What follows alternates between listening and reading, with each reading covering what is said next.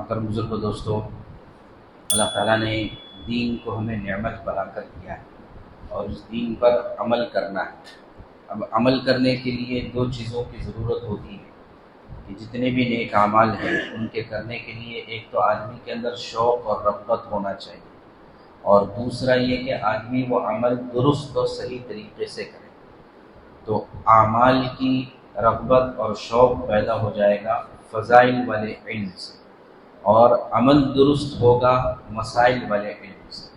تو مسائل کو معلوم کرتے رہنا اپنے ہر عمل کو درست کرنے کے لیے ضروری ہے۔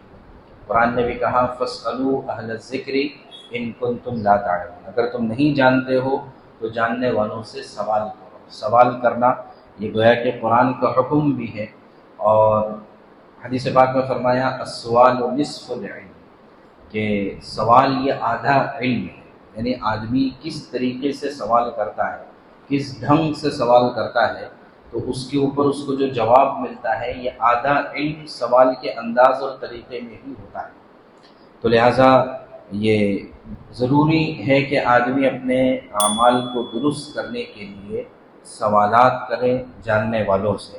زیادہ بہتر اس میں تو یہی ہے کہ جیسے ہمارے فیملی ڈاکٹر ہوتا ہے کہ ایک ایسا ڈاکٹر کہ گھر کے سارے لوگ اسی سے منسلک ہوتے ہیں، اسی سے دوائی لیتے ہیں، تو ایسے ہی ایک کوئی ہمارا فیملی عالم یا مفتی ہونا چاہیے کہ گھر کے سارے مسائل ان کے سامنے رکھے جائیں، کہ نماز روزے سے لے کر اپنے معاملات معاشرت، یہاں تک کہ جو ہے گھریلو جو امور ہوتے ہیں ان کو بھی سیکھنے کے لیے ہمیں سوال کرنے کی ضرورت ہے۔ تو زیادہ بہتر تو یہ ہے، ورنہ یہ کہ آدمی کسی بھی عالم سے، کسی بھی مفتی سے وقت پڑھنے پر اپنے مسائل کو معلوم کر لے اور اپنے اعمال کو درست کر لے۔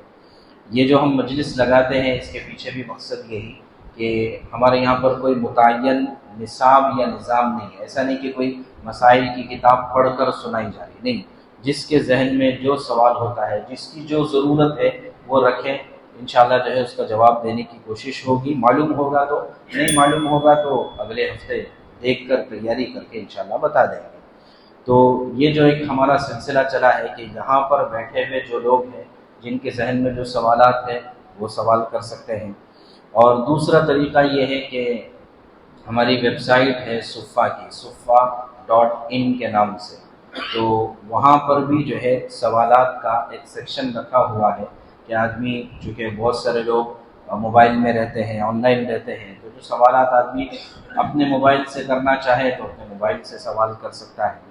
ایک اور تیسرا طریقہ ابھی یہ شروع ہم نے کیا ہے، وہ یہ کہ یہیں پر مسجد کے باہر ایک باکس لگا ہوا ہے فتویٰ باکس کے نام سے، کہ جس کو جو بھی سوال جس وقت میں بھی ذہن میں آتا ہے اس کو چٹھی پر لکھے اور اس باکس میں ڈال دیں۔